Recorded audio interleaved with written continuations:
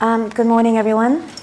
What I'm going to do this morning is explain the significance of a shift from sex to gender identity in the new sex and relationship education.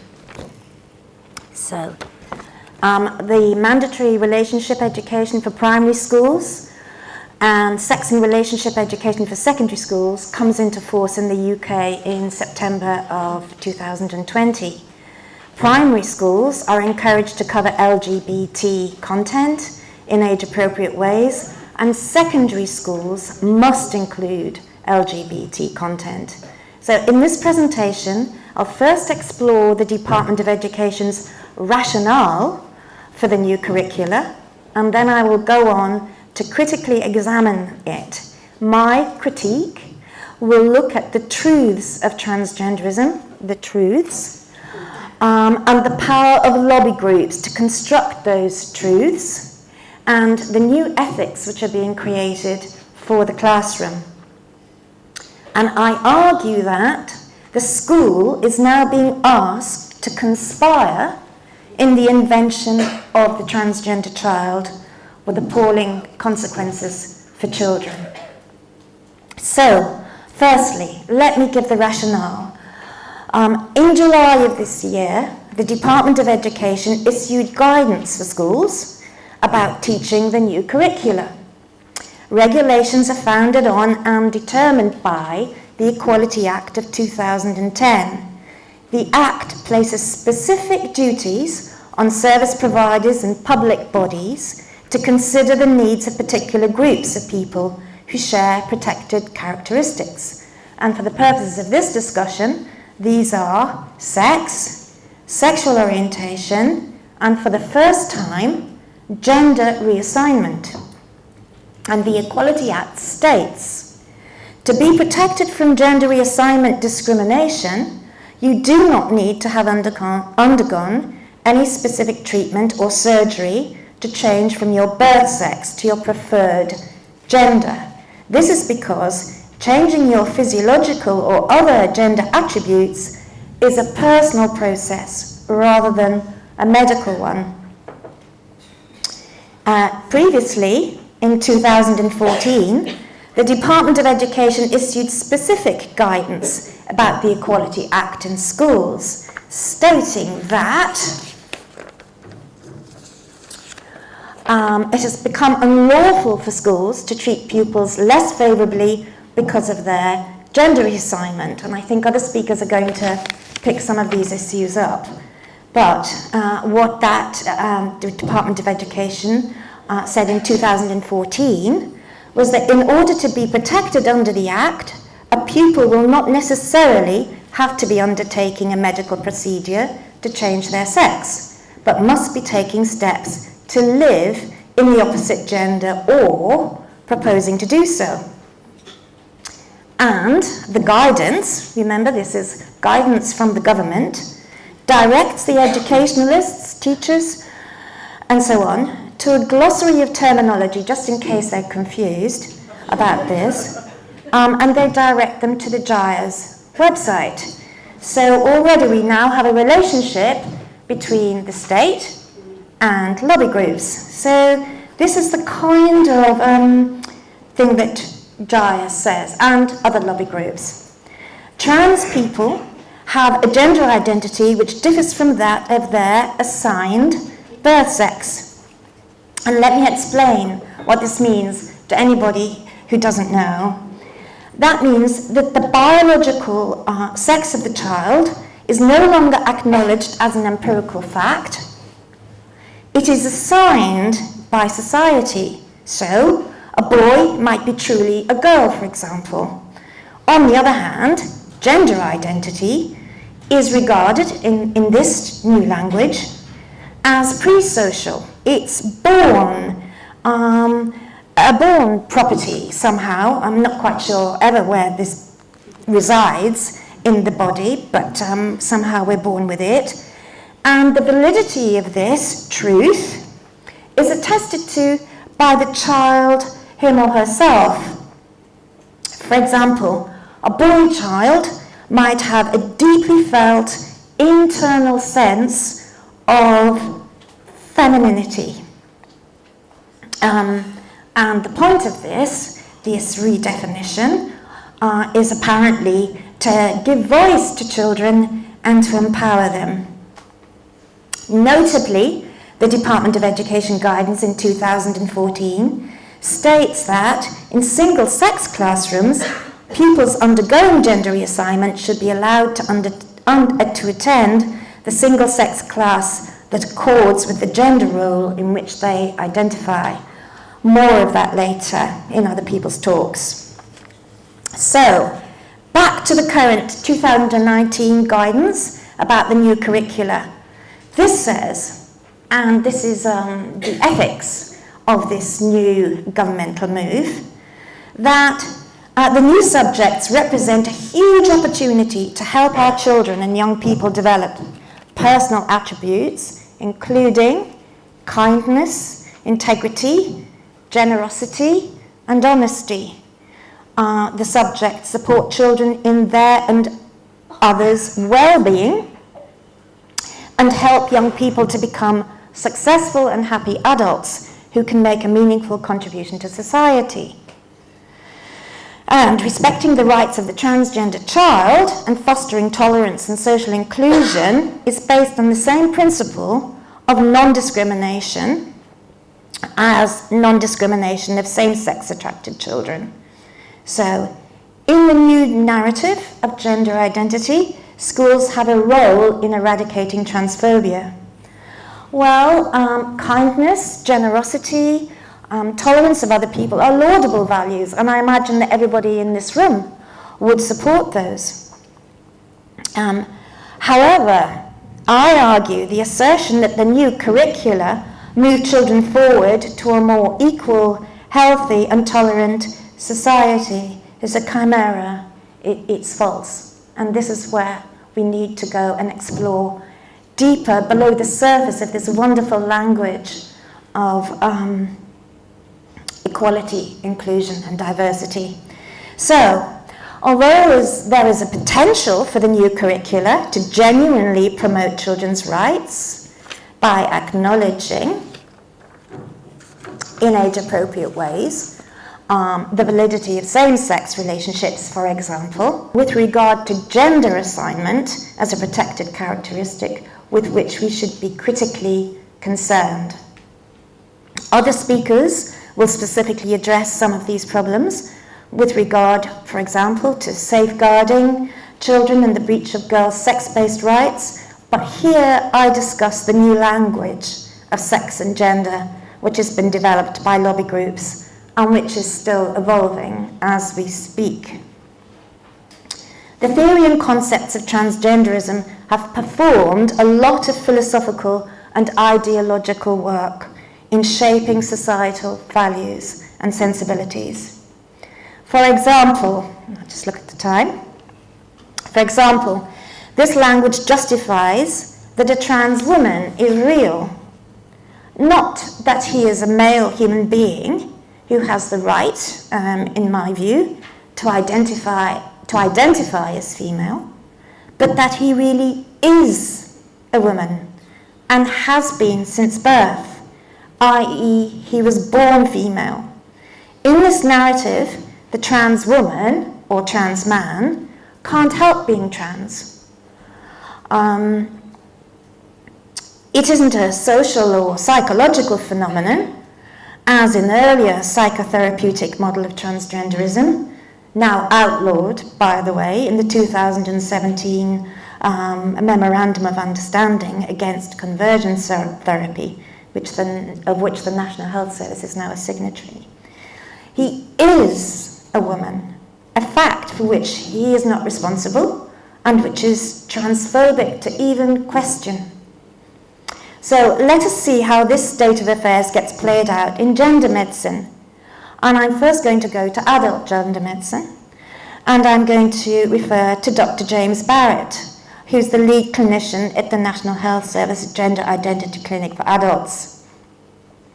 He argues that binary sex in the human mammal is less than common sense.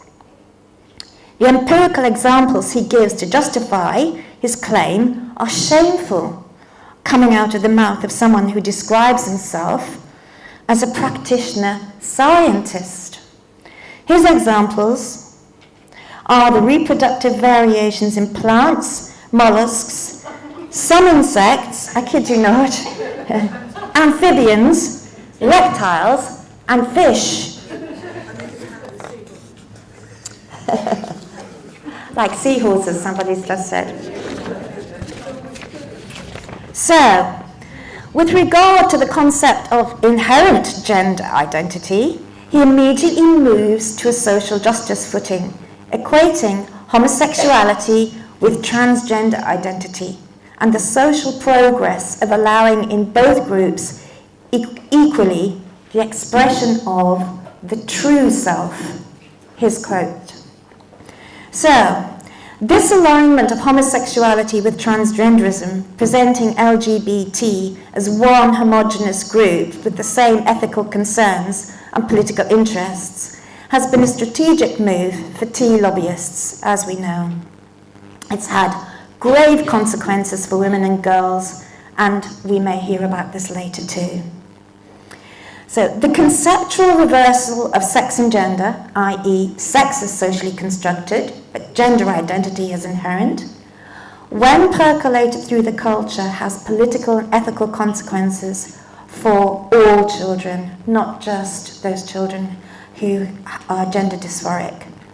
The claim that an adult man or woman was born in the wrong body positively requires the invention of the existential transgender child. And in this book, I'm not plugging it, really. I explore the role of the Tavistock National Health Service Gender Identity Development Services, otherwise known as GIDS, in inventing the transgender child, and the serious safeguarding issues, both social and medical, which have emerged as a consequence. The Tavistock has at its core the redefinition of sex and gender identity defined by transgender theory and activism. It has close relationships with the influential lobby groups, mermaids, gyras, gendered intelligence. So I'm now going to tell you what a consultant clinical psychologist who works at that clinic says. Her name is Sarah Davidson. She says that when the Equality Act recognised gender reassignment, this was a cultural seismic change. To be able to self-define as trans, non-binary, pangender, gender fluid, rather than be defined by the powerful authorities, has huge implications for schools, who are socialising agents, and they must respond to the trans viewpoint. Again, she says trans students are at risk of having higher levels of bullying and stigma that need to be addressed at this systemic and structural level, not at an individual level. Note the trans child's self-identity can't be questioned. We have to go to the structural level and understand that the child with this inherent gender identity is being oppressed at the structural level. So organisations such as Gendered Intelligence, she says, and All Sorts, she says, who are in Brighton, are trying to work with the schools to enable people to have the education opportunities they deserve by challenging the heteronormativity of the dominant worldview and providing alternative voices and experiences. It's much more enabling for a wide group of people, and she says that's progress. So, Davidson's truth of gender identity bears no relationship to biological fact or progressive values. Far from challenging heteronormativity, she, on the one hand, reproduces orthodox ideas about gender. Simply put, a child with a boy's body can have been born with a pink brain. On the other hand, apparently some children Those who are pan have a multiplicity of genders. And again, these are essential, not socially induced. The invention of the transgender child results in the abuse of children who, as a result of puberty blockers and cross-sex hormones, have their rights breached to physical health and bodily integrity. They face the near certainty of lifelong medical problems, including the reduction of adult sexual pleasure, often replaced by pain, and, of course, the really serious issue of sterility. Moreover, the Tavistock deems some children capable of giving full, free, and informed consent to set upon a life course with such permanent consequences, despite the fact that children are developmentally incompetent to do so. And gender-confused children are deprived of their right to adult care, protection, and oversight. Note that Davidson gives the children the authority to determine the current discourse, not the adults. So the invention of the transgender child also contributes to the rights of all children and young people, the rights to factual knowledge of human biology, to social conditions compatible with mental health, including freedom from the current confusion arising from the cultural adult obsession with gender identity, which doesn't seem to be encouraging the mental health of our young adults and children. Children are not freed from gender stereotypes, but they're bound ever more closely to traditional ideas of what it is to be a girl or a boy, a man or a woman. And in conclusion, Peter Tatchell, the UK doyen of human rights activism, appeared on ITV's This Morning in March to talk about some parents' objections to the new relationship education for primary school children. He argued that trans inclusivity should be promoted at the very earliest stage possible in the child's life. And he said, and I quote, "The curriculum is pure.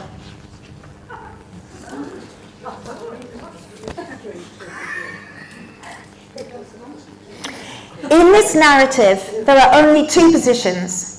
His version of liberalism, and, in contrast, sexually repressed bigotry or religious fundamentalism.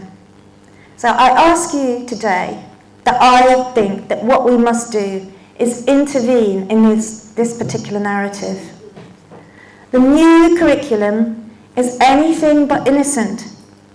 It helps mobilize profound injustices right under our very noses, as demonstrated previously in my talk.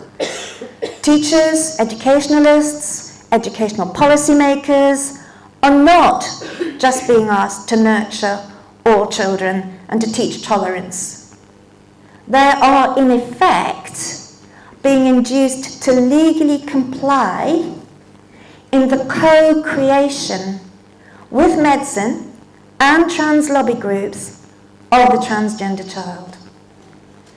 I've come to the conclusion that if there is social and institutional pressure not to say something, it's probably the very thing that needs saying.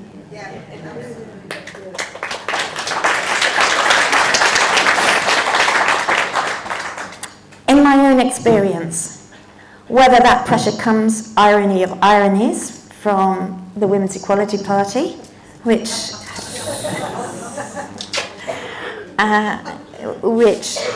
took my spokesperson, they insisted I said spokesperson, not spokeswoman, my spokespersonship from me.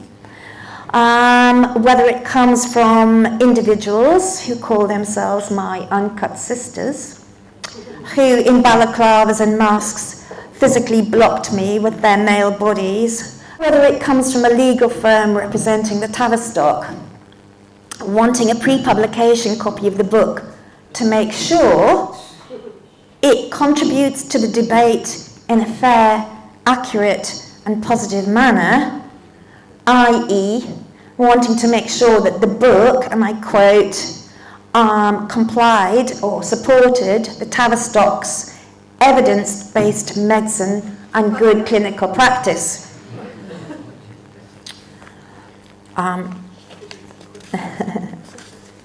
So lastly, it's imperative for progressive groups and organisations inside and outside of gender medicine and education to collectively challenge the narrative of the transgender child, despite the ferocious political backlash it seems to inevitably entail, including accusations of transphobia. The transgender child is a fabrication. It's a figment. It doesn't exist. And we have to name this. The emperor doesn't have any clothes on, as it were. If we all join together, we can turn the tide of this mounting injustice against children. This madness, I call it, now legally perpetrated on children and their bodies by the education system in the guise of progressivism. Thank you.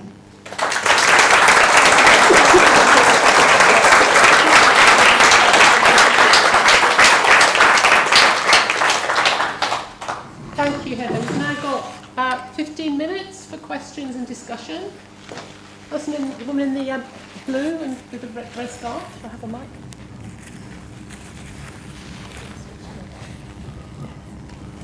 Thank you very much, Heather.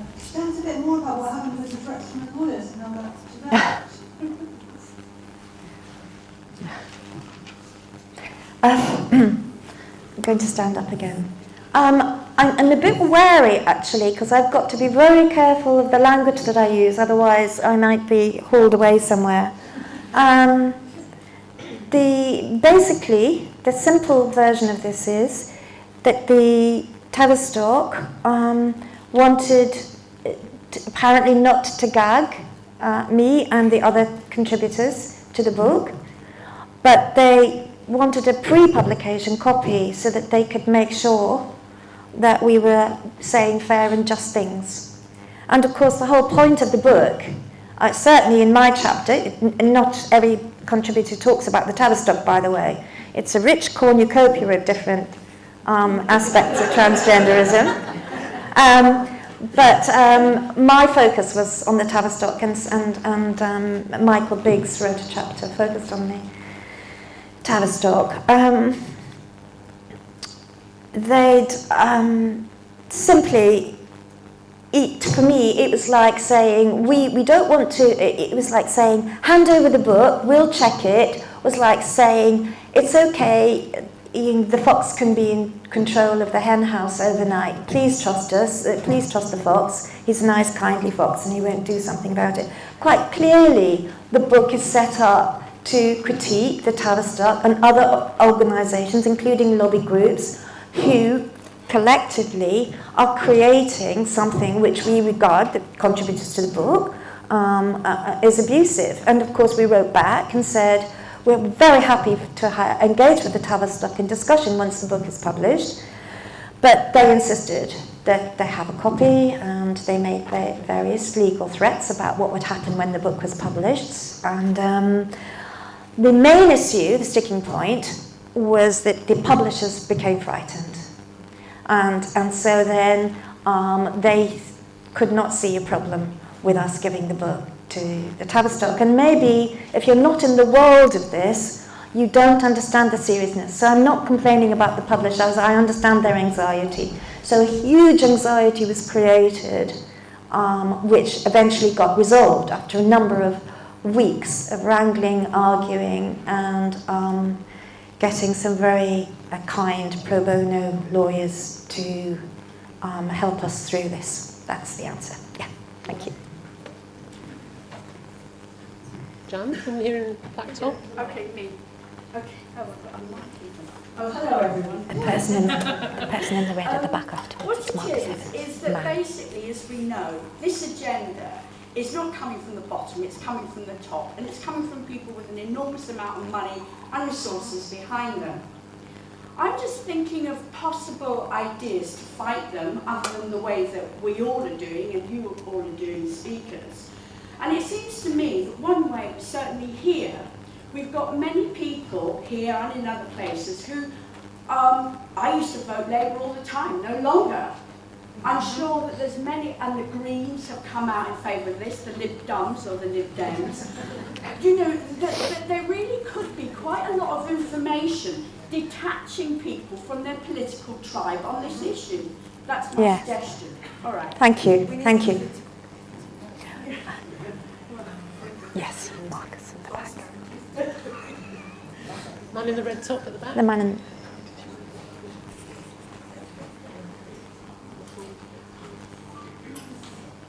I think we're losing to the disaster. I'm talking about the game, actually. But I'm really, I think it's marvellous, the book, and you're pressing forward, very importantly, to sort of challenge the fact that in so many ways we're just asleep to what's going on. Absolutely. In this area. Yeah. I mean, these are corrupt arguments, and they're very divisive. And actually, they attack our sort of sexual relations, our humanity. You know, as a man, I feel actually, you know, it's women that are being attacked and femininity, but it's all of us. Yes. Right, Yes. actually, and people are just not aware of what's going on. Just a minor point. I was interested in your point about the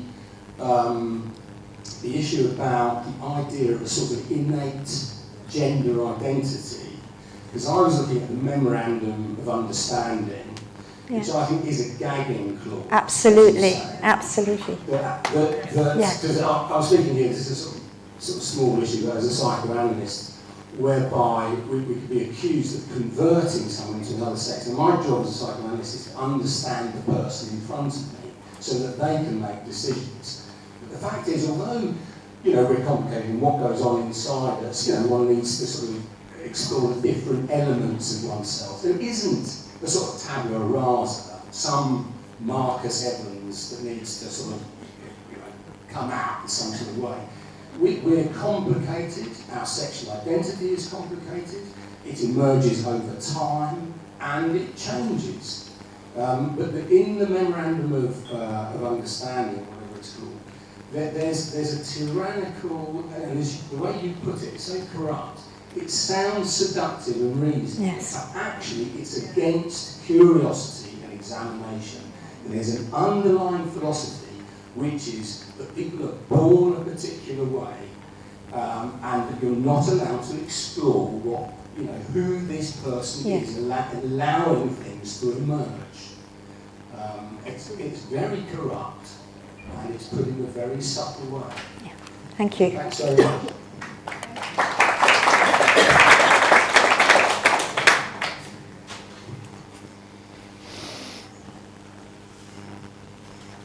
Thank you, Heather. I'd just like to make a point as a complete non-professional on the question of child development. I noticed your talk was peppered with the idea of developmental competence. And I think this is something that all of us, in all the work we do, need to think about and stress much, much more than we have been doing. The idea of the child that trans activists promote is that of a small adult. That's all they are. They're just small adults. Whereas for some of us who are in the room who are older and brought up children, say, in the 70s, we were heavily influenced by child psychologists who told you very clearly how children perceive the world, starting with Piaget and Winnicott. And I think these ideas are certainly worth revisiting.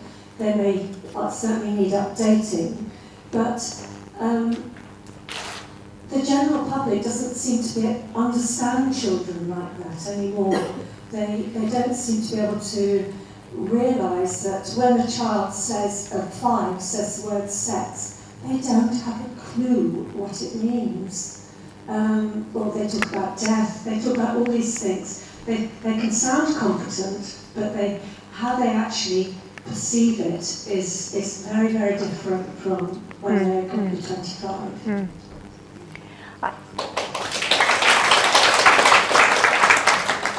Could I just respond to that? I think we have a sort of schizophrenia in our society at the moment because in some ways we do still stick with the developmental model of childhood. If you listen to broadcast media or print media, in certain aspects the child is completely understood as going through developmental stages. But when it comes to transgender identity, it's not. Somehow that is completely separate. And this is where the invention of the transgender child is significant.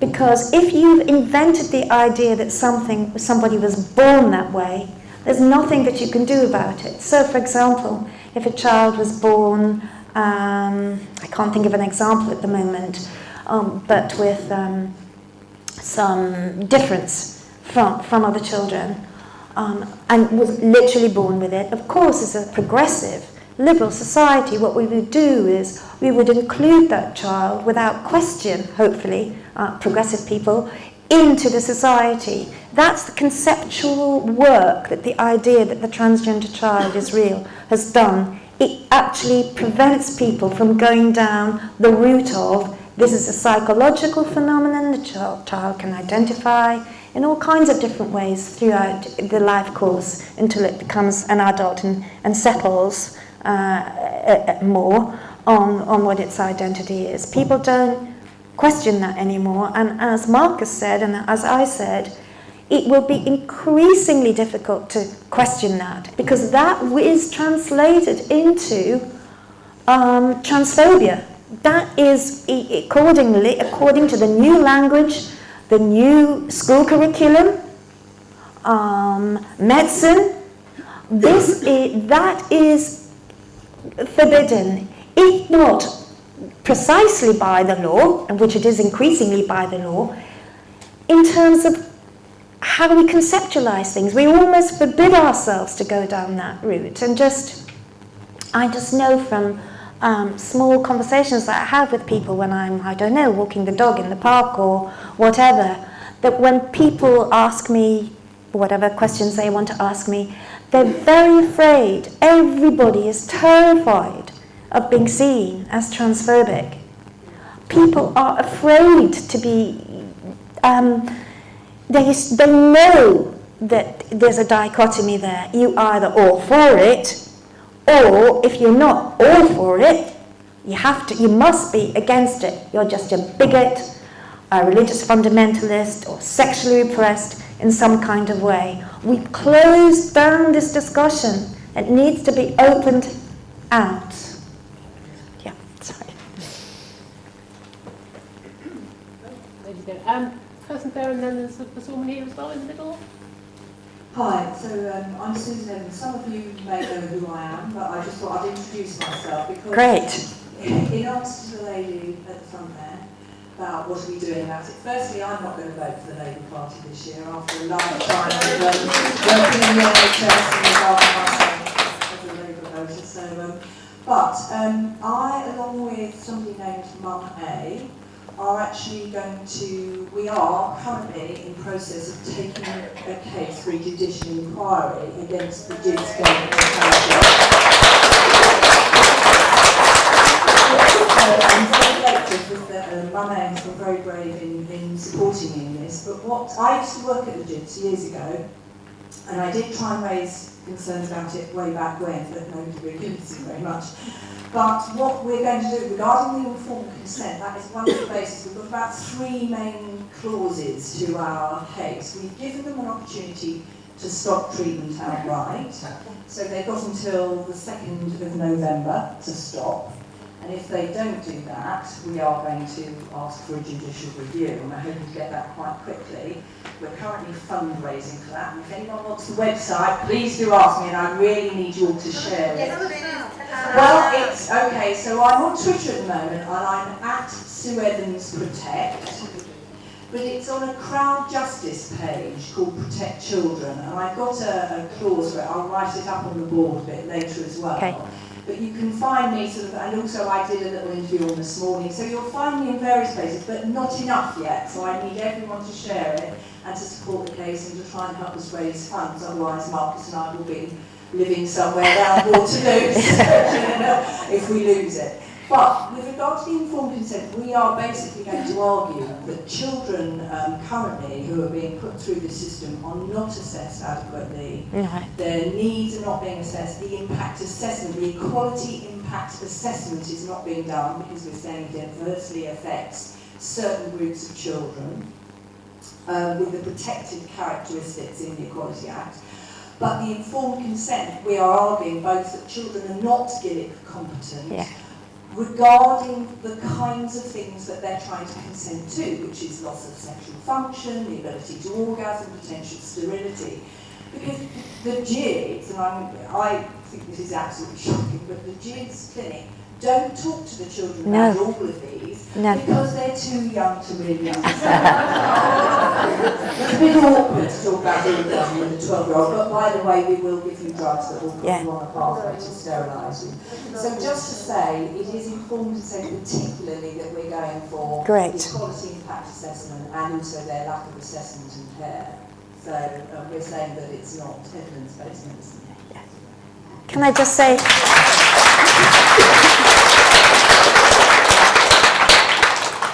Thank you, Sue. That's fantastic for doing that.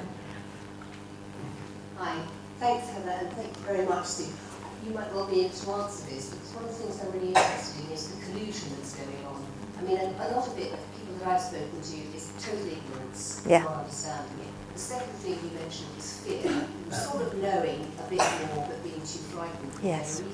But isn't there another group that's actually really going along with this? They're not necessarily trans themselves, they're not the activists, but all these professionals. What's that about? Do doctors really believe this stuff? That's what I'm quite interested in exploring. Personal involvement. Just echoing, it's the lack of a personal stake in this issue. They say, oh, just let them get on with it, it's too specialised.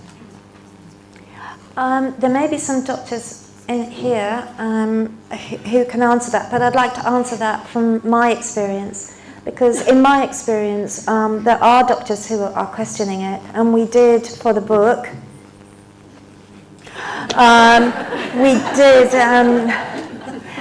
we did interview some doctors and who said that they'd been very disquieted about this for a long time. They tried to bring it up within the organisation, and for various reasons it was not taken much notice of. And what I realised was, I came out of that, I went in with this feeling of, obviously the ethic of first do no harm, and these doctors should, if they disagree with it, they shouldn't do it. And I came out with some sympathy. So please don't shout me down about this. I understood that doctors, like any other person, they have their mortgage to pay. They have, if they're young, they have the rest of their careers to look after. And doctors, some doctors, are as afraid as anybody else to speak out about this. But this is the disgrace that is actually happening. Time and time again, people say to me, the people who want to be horrible to me on social media, oh, what do you know? You're a philosopher, you know nothing about this. I've had to sit on the fact that I know that doctors actually do agree. The fact that we are in a situation where parents, the public, will imagine that there is some objective transgender medicine going on there, to which everybody at the Tavistock is signed up to, and therefore it must be correct. And anybody, those people who have a critical voice, they're obviously getting it wrong because the doctors believe in it. It certainly is not like that. But I understand why the doctors are in that position. They've tried to whistle blow. And I think, as time goes by, more of this is going to come out. I really do feel, at the moment, possibly wrongly, but I have a hope. I'm going to end in 30 seconds. I have a hope that this is like dominoes at the moment, and the dominoes are falling down. So I'm feeling more optimistic than I have for a long time.